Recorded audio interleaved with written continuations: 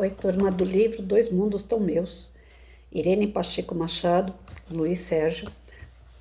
Na terceira parte do capítulo 13, Alessandra, a certeza da fé, Peter nas garras da AIDS. Depois poderemos visitar... deixa eu começar lá onde eu parei ontem, ó. Vamos até o centro, que nos abriga em nossos trabalhos, falou Olegário. Não vamos com a Alessandra? Perguntei. Não, nada podemos fazer. Não pertencemos ao grupo socorrista. Depois poderemos visitá-la. Sim, estaremos juntos a ela. Agora vamos começar outro trabalho. Percorremos as avenidas da grande cidade, caminhava em silêncio, não queria saber aonde íamos. Meu peito doía e tristeza por presenciar um mundo físico tão duro e cruel. Olegário dirigiu-se a um hospital onde Peter agonizava. Ficamos olhando aquele corpo físico todo chagado, magro, muito magro mesmo. Junto dele, uma equipe especial dava-lhe assistência. Era impressionante a aparência de Peter. Os ossos pareciam furar sua pele. Tal a sua magreza. Luiz, que doença cruel. Como castiga o homem, comentou Sara, condoída. É mesmo, parece uma praga destruindo vidas. O Dr. Nabuco, da equipe socorrista, aplicava passes em Peter e este, no seu leito de dor, recordava sua vida de conquistas. Tinha sido um rapaz bonito, muito bem financeiramente, mas sem controle algum sobre suas aventuras amorosas. Ia me retirar, não querendo conhecer promenores de sua vida, porém o irmão Tibúrcio interceptou meus passos. Não vá, Sérgio. Precisamos de sua ajuda. Presenciei, então, descortinar-se pela mente de Peter sua terrível vida sexual. Dupla personalidade, para os amigos o bom moço, bem casado, filhos, enfim, cidadão normal, mas por detrás dessa aparência existia um outro homem, aquele que saía às ruas em busca de parceiros, não importando quais fossem. Fiquei atônito. Peter os buscava bem longe do seu círculo social. Era outro homem o que vagava nas rodovias, no cais do porto, nos cinemas, nos bares, enfim, em qualquer lugar onde o sexo não tem controle. Agora, no leito de um hospital, Peter estava sendo corroído pela doença e pelo remorso. No seu desregramento, não só adquiriu a AIDS, como também transmitiu à esposa e à filhinha Mariane. Nisso, Idalina deu entrada no quarto. Alisando a mão do marido, notou uma lágrima rolando no rosto de Peter. Penso eu que de remorso. A esposa mostrava-se enfermeira atenta, formada em medicina, assim como o marido, jamais pudera imaginar que o pai de sua filha, um dos mais conceituados médicos da cidade, levasse vida dupla. E a consequência de tudo era aquela cruel realidade. Ela, Peter e a garotinha, todos condenados à morte. Dr. Young nos falou: o homem é muito cruel, não bastando a sua própria dor, ainda semeia desespero no caminho dos outros. Em Idalina, o vírus ainda não se manifestou, mas breve sofrerá as primeiras crises da doença. Doutor, não existe um meio de os médicos espirituais efetuarem uma transfusão de sangue nessa irmã? Ela foi enganada pelo esposo e não é justo que seja vítima de tão cruel enfermidade. Ah, Luiz, como seria bom se pudéssemos aliviar as dores.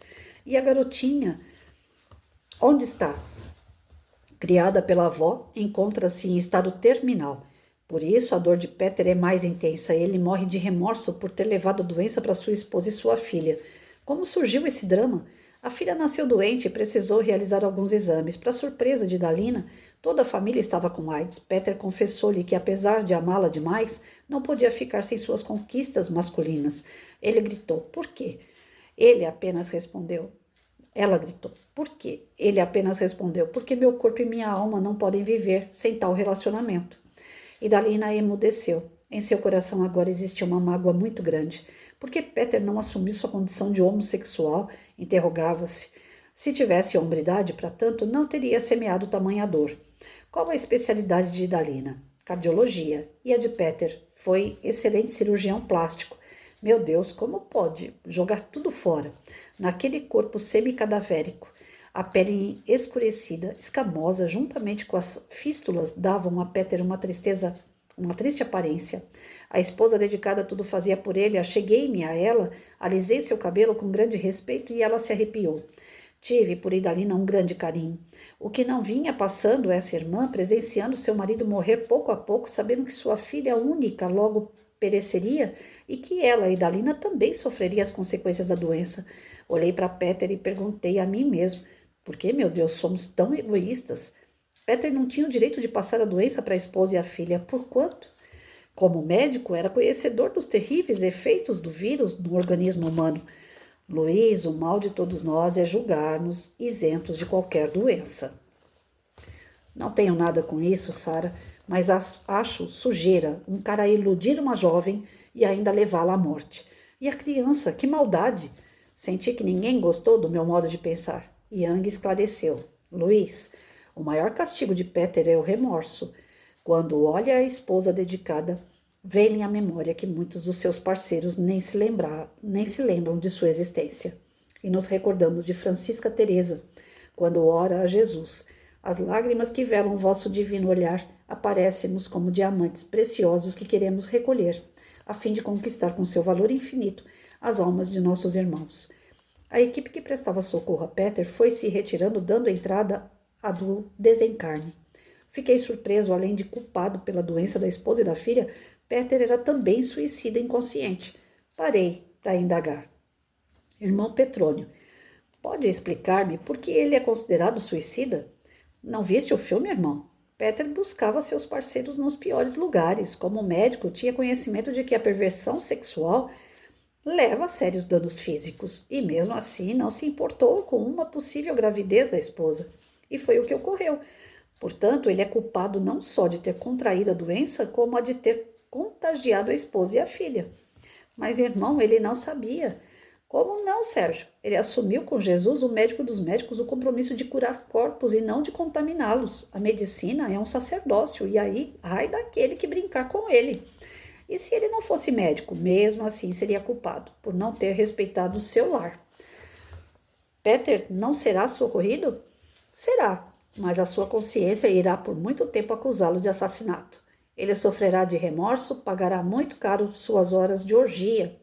Irmão Luiz Sérgio, encontramos em Paulo, na sua Epístola dos Romanos, capítulo 1, versículo 24 a 27. E por que esses homens são assim tão loucos? Deus os entregou aos desejos dos seus corações para fazerem coisas sujas e para terem relações vergonhosas uns com os outros. Eles trocaram a verdade de Deus pela mentira e adotaram e serviram a criatura, em vez de adorarem e servirem o próprio Criador, que deve ser louvado para sempre. Por causa do que essas pessoas fazem, Deus as entregou às paixões vergonhosas, pois até as mulheres trocam as relações naturais pelas que são contra a natureza, e também os homens deixam as relações naturais com as mulheres e se queixam de uma paixão uns com os outros.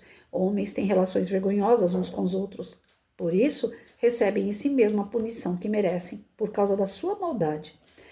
Não somos nós, os médicos da espiritualidade, que estamos dizendo isso, enfatizou o Dr. Young, mas sim um dos maiores apóstolos de Jesus, Paulo de Tarso. Que visão, Luiz Sérgio! Quantos anos se passaram?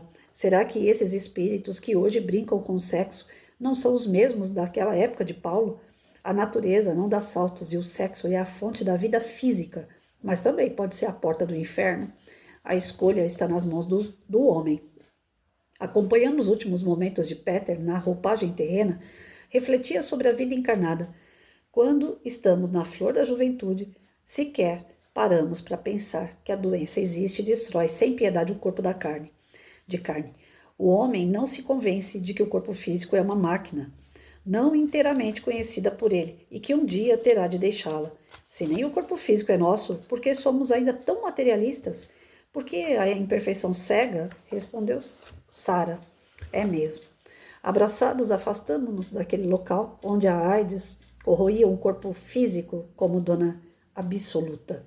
Tive a impressão de que milhões de bactérias haviam subjugado o corpo de Peter, corroendo-lhe a carne com apetite feroz. Baixei os olhos e orei a Deus, pedindo forças a Jesus para que ele fique ao nosso lado até o final dos tempos, não nos deixando inertes diante das tentações, que ele derrame sobre toda a terra o orvalho do Evangelho, pois só assim seremos salvos.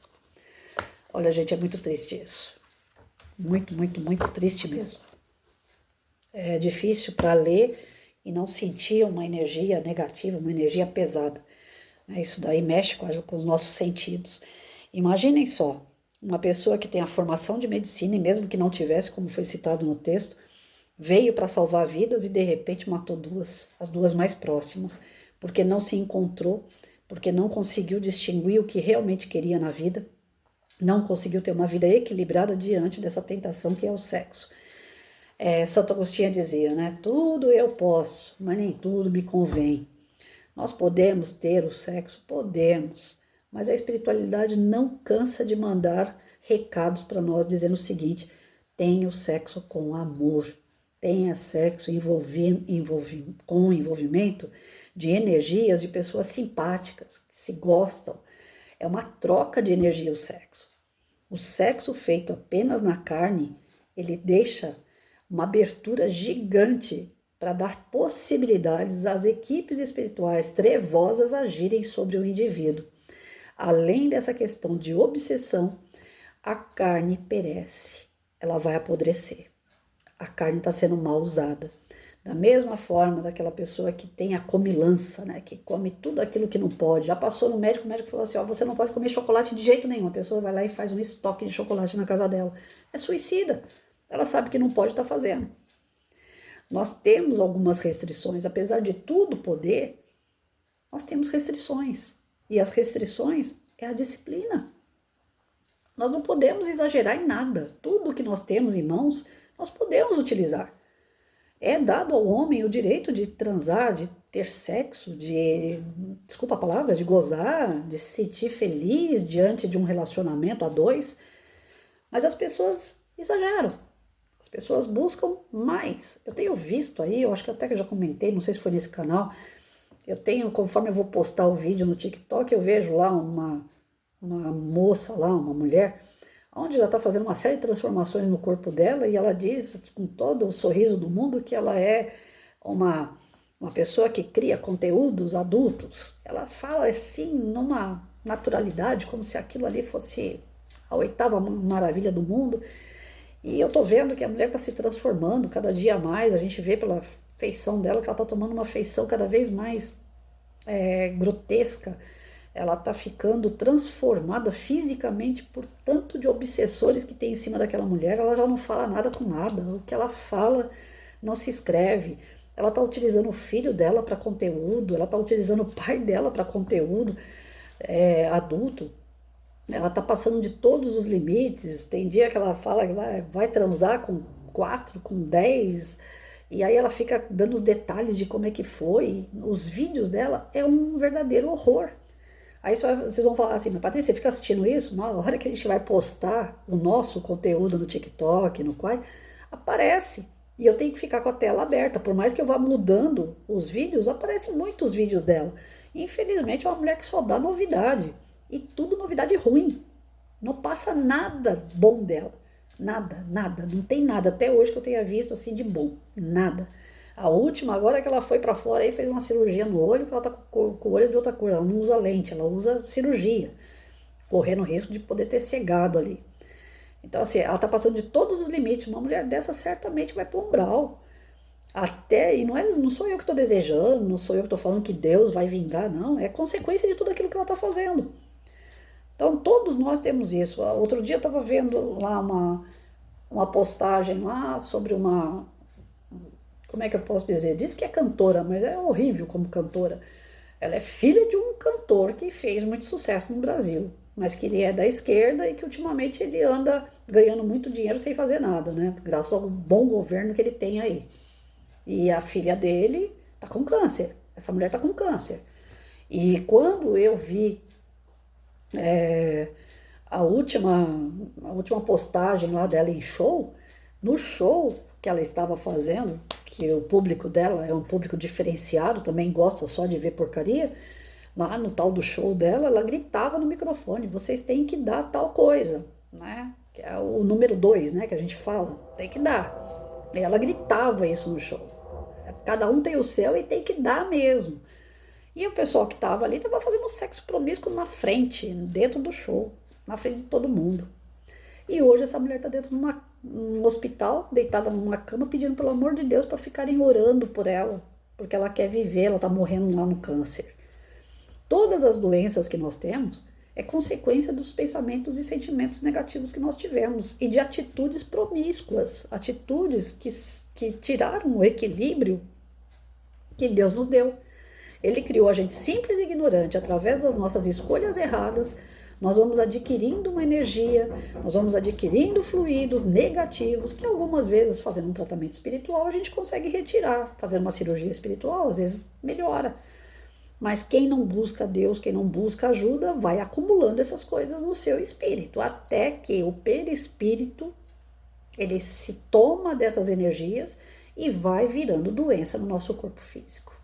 A doença do corpo físico nada mais é do que uma explosão de coisas ruins que você acabou agregando no seu perispírito. O perispírito acaba virando um lixinho. Sendo que o perispírito era para agregar coisas boas, a gente agrega coisas ruins. E essas coisas ruins viram doença.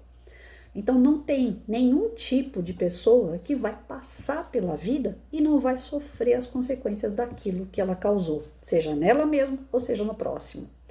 Se a pessoa está casada, se ela está namorando, se ela tem um relacionamento sério com alguém, primeira coisa que ela já está infligindo é a questão do respeito ao próximo. Se ela está querendo trair, se ela está querendo pensar numa outra pessoa, tendo conversas paralelas, tendo qualquer tipo de abertura que leve o outro com sentimentos secundários a esta pessoa que já tem um compromisso, essa pessoa está sucumbindo. Eu falei ontem, durante a palestra que eu dei para a Uzi da Cantareira, né? Eu lembrei de uma palestra que eu assistia, onde o palestrante falava assim, lógico que intuído pela espiritualidade, ele disse, gente, na época eu estava casada e com o marido do lado, a gente escutando lá as palavras desse expositor, e ele falou assim, olha, aqueles que estão casados, aqueles que estão namorando, aqueles que têm alguém, um relacionamento sério, tomem muito cuidado, vigiem muito seus pensamentos. Por quê? Você está lá do lado da sua esposa, você está lá do seu esposo, de mãozinha dada, passa uma pessoa na frente de vocês com um corpo bonito, seminu, né? Porque hoje em dia tem essa mulherada que fala meu corpo, minha regra, então a mulherada tá andando pelada no meio da rua. Aí é lógico que vai chamar a atenção do casal, não é só do homem. Só que naquele momento que você olhar, evita crítica e evita desejo. Porque tudo que você pensar a respeito daquele ser, você plasma, você emana, você cria. Então, se um homem olhar uma mulher, ou uma mulher olhar um homem com desejo sexual, ele praticamente já está conseguindo o ato. Aquela questão da pornografia, né? As pessoas assistem vídeo pornográfico, filmes que têm sexo. Conforme a pessoa está assistindo aquilo ali, ela vai se envolvendo com aquela energia da cena e quando vê, ela acabou fazendo também aquela cena, pensando naquela pessoa. Imagina só o que não tem de obsessor em cima dessas pessoas que tiram foto pelada, que fazem filme de conteúdo, porque o tanto de gente que não fica com desejo no corpo daquela pessoa. E o desejo realiza, plasma. Então, nessas pontes que nós ligamos com outras pessoas, acarreta consequência para nós. Tudo que a gente faz, volta. Então, todo o nosso pensamento, ele se plasma, ele se materializa, ele se concretiza. Pode não concretizar aqui no físico, mas no espiritual, sim. E você já está se comprometendo. Então, dentro dessa palestra que eu assisti, e que o palestrante falou assim, tome muita atenção em relação a isso, se vigie, é se vigiar em todas as formas. Você está passando, tem alguém ali que te chamou a atenção? Ah, Senhor, não quero ver essas coisas, não. Deus me defenda disso. E muda teu pensamento, vai cantar uma música, vai olhar para o outro lado, olha para uma árvore, olha para o céu, conversa com a pessoa que está do teu lado, sai fora daquele pensamento. Porque se aquele pensamento se ligar àquele indivíduo, você já está plasmando, você já está materializando a cena, você já está sucumbindo, você está traindo aquela pessoa que está do teu lado. E a traição, ela também volta para a gente em forma de doença. Nós não estamos aqui vivendo experiência física para trair. É pelo contrário, nós estamos aqui para ressarcir dívidas de traições do passado. Nós já traímos lá atrás, nós já fomos mais ignorantes do que somos hoje. Nós já falhamos em missões lá atrás, nós já colocamos pessoas em sofrimento devido às nossas más atitudes. Nós já erramos, já falamos mentira, nós já enganamos pessoas, nós já traímos pessoas no passado. Agora é o momento de ressarcir isso, é o momento de andar na linha. E essa disciplina a doutrina espírita nos dá. Porque quando você abre o livro dos espíritos, principalmente, e ele fala que toda ação tem uma reação, que tudo aquilo que você faz volta a você, você arregala o olho e fala assim, Deus me livre. O sofrimento que eu estou causando eu também vou ter. Olha só o sofrimento desse Peter. Além dele ter sido promíscuo, saído da família, traído a família, viver na promiscuidade, usando o seu corpo e abusando do seu corpo como se fosse uma comilança, a gente come demais, não vai fazer mal para o organismo, o sexo demais também, tudo que é demais. Além desse problema que é dele, ele está acarretando um problema kármico com a filha e com a esposa, levando doença para duas pessoas que naquele momento não tinham nada a ver com o que ele criou. Além dele se matar, ele foi assassino, ele matou mais duas pessoas. É grave. Não é uma conversa que a gente pode ter assim, pensando, né? Que nem o próprio Luiz Sérgio falou assim, nossa, mas ele está sendo amparado mediante a tanta coisa ruim que ele criou. Amparado ele vai ser, mas que ele vai sofrer as consequências disso tudo, também vai. A espiritualidade superior, ela é benevolente, ela é paciente, ela nos ajuda em tudo. Mas que ele vai sentir todas as dores que ele está causando, isso é fato. Ele não vai se safar disso. Não é porque ele tem apoio da espiritualidade que ele vai deixar de sofrer. Nós não estamos encarnados e sofremos? Em algum momento o anjo de guarda saiu do nosso lado? Não. Mas a gente sofre, não sofre? É a mesma coisa. E partindo para o outro lado, provavelmente ele vai bater no umbral. Porque ele foi suicida e ele ainda matou duas pessoas. Se tem uma lei de Deus que ela não abre mão de forma alguma, é essa lei da vida. Deus nos deu a vida. Ele jamais vai aceitar que nós tiramos a própria vida ou a vida de alguém. É a lei mais rígida que tem de Deus. É a lei da vida. Todos nós não temos jamais o direito de acabar com a própria vida ou acabar com a vida de quem quer que seja. Ah, mas aí vamos lá, vamos num ponto aí que uma vez uma policial me questionou. Patrícia, se eu precisar num combate matar um bandido, eu tô atirando, ele tá atirando, a gente já não tá conseguindo mais nem enxergar num tiroteio. Se eu acertar o bandido e ele morrer, aí eu sou culpada? Num momento de defesa, de combate, você tem que conter o outro, você vai tentar primeiro acertar o pé, o braço, conter. Não deu certo, é a tua vida ou a dele para você proteger a sua vida nesse momento de combate que oferece risco tremendo para você ou para um terceiro que você está ali para proteger. Existe a intenção de parar com aquela situação. Não existe a intenção de matar. Se você tiver a intenção de matar, Deus vai ser rígido com você. Se a intenção é proteger, o que vale é a tua intenção. Né? A mulher que aborta, ela tem a intenção de proteger alguma coisa? Não, ela tem simplesmente o desejo de matar. Então, pela lei de Deus, vai ser um braço pesado em cima dela. Né? Ah, não, mas é a vida dela ou a vida da criança. Ainda assim, quantas mães não falam, não, eu acredito que meu filho pode até vir morto, mas eu vou dar a chance dele vir. Eu posso até morrer, mas eu vou dar a chance do meu filho vir. A maioria dessas pessoas sai muito bem e os filhos nascem. E eles crescem normalmente. Então a gente vai brincar com a sorte? E se eu matasse uma criança que teria condições de se desenvolver? Como é que fica? A gente não sabe. Então a gente tem que acreditar em Deus. É Ele o nosso Pai, o nosso Criador, e é Ele que deu a vida. É só Ele que pode tirar. Nós não temos o direito de tirar a vida de ninguém. Nós não temos o direito de brincar com a vida de ninguém. Vocês estão vendo aqui uma pessoa que sempre procurou, não que eu seja perfeita, nunca fui nem sou. E eu tô tentando ser melhor, pelo menos melhorzinha, como diz o De Luca. Mas eu já estive diante de pessoas que eu ajudei demais e fui traída por elas. E se não fosse a doutrina espírita, para trabalhar meu coração e minha mente, para que eu limpasse essa dor, porque é uma dor fenomenal, a traição dói, gente. Porque você está fazendo tudo pelo outro e o outro está fazendo tudo pelas suas costas. Aí se pergunta, mas por que você está fazendo isso? Aí a pessoa fala a mesma coisa que o Peter falou. Eu te amo, eu gosto de você, eu não quero te machucar, mas eu tenho uma coisa que eu não consigo controlar. Ou seja, essa pessoa é doente.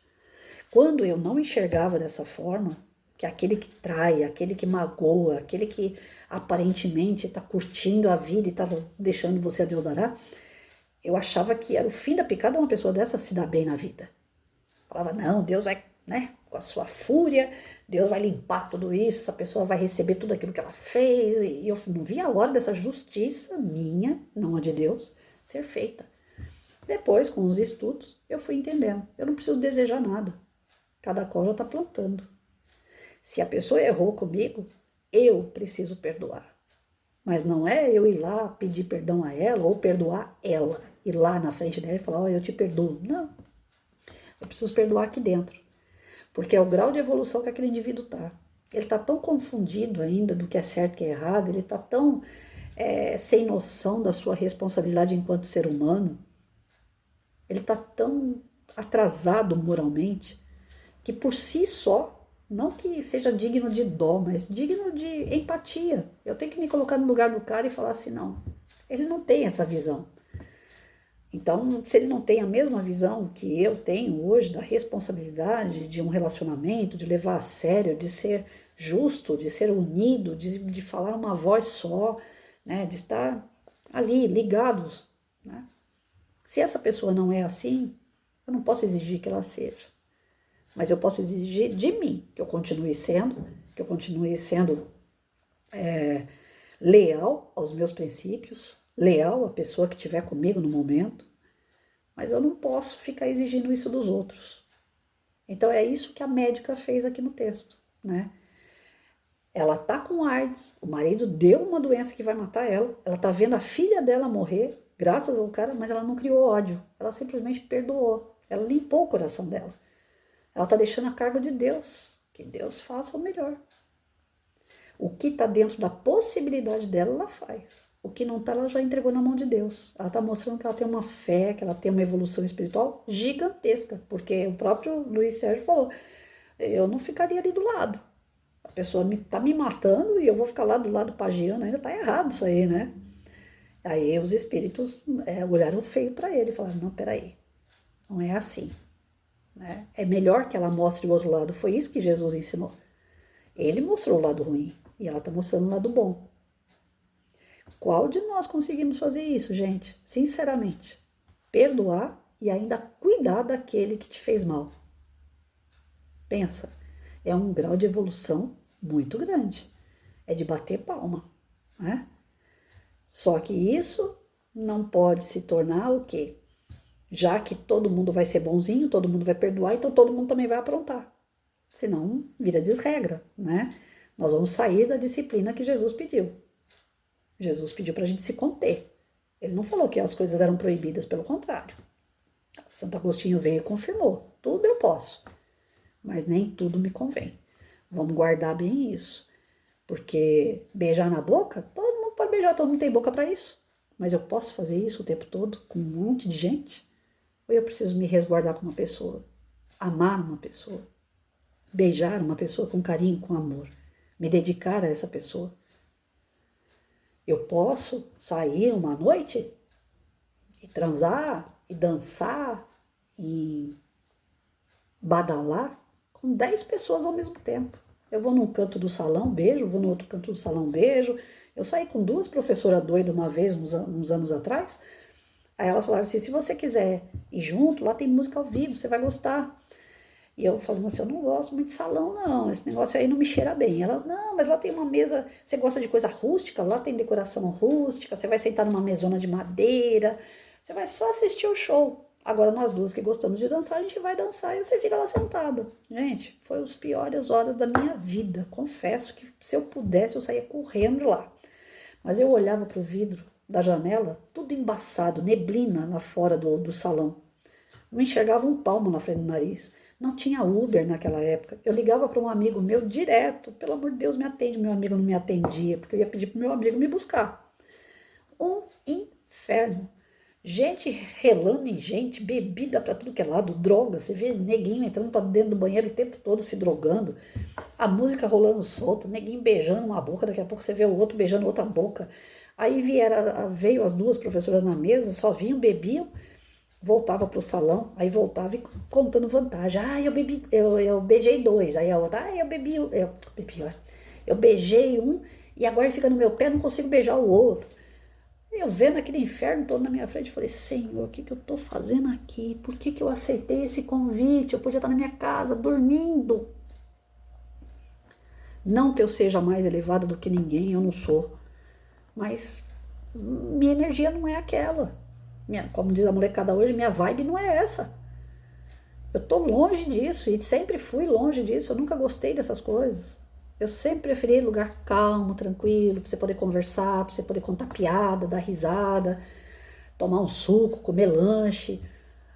Agora, vinho, de vez em quando, na minha casa coloco uma garrafa de vinho pra tomar junto com uma pizza. Mas não é para se embriagar, eu não vejo graça nisso. Qual é a graça que tem de você encher o caneco, depois você não lembrar nada daquilo que você falou, nada daquilo que você fez? As pessoas exageram nas coisas, depois não sabem nem o nome de com quem você estava. É um absurdo, é um absurdo. Mas é o que mais acontece na nossa sociedade, porque nós estamos num planetinha de prova e expiação. Até passar essa transição planetária, nós vamos ver muito disso ainda. Muita gente doente, muita gente desequilibrada, muita gente depressiva, muita gente querendo se matar. Porque, infelizmente, são essas desregras, né? Essa falta de limite, essa falta de disciplina que o ser humano não quer dar o braço a torcer. Sou livre. Se você conversar com uma pessoa que já casou e agora está sozinha, ela fala, Deus me livre, eu não quero casar nunca mais na minha vida. Eu quero ser livre.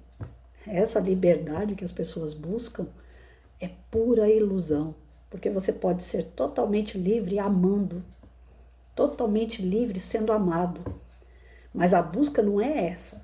A busca é eu quero fazer tudo, tudo o que eu quiser. Volto a repetir, nem tudo eu posso.